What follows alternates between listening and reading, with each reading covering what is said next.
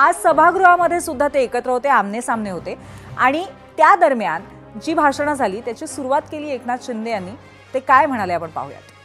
राज्याचे माजी मुख्यमंत्री आणि या सदनाचे सदस्य उद्धव ठाकरे साहेब हे आज विधान परिषदेचा निरोप घेत आहेत.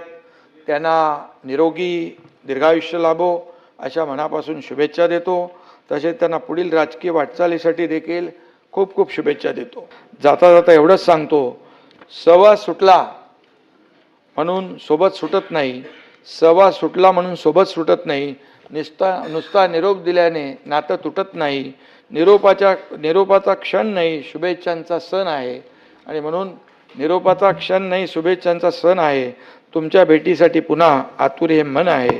आणि म्हणून या बाबतीमध्ये एवढंच सांगतो, काही जणांची भेट सगळ्यांसाठी रे बाबा.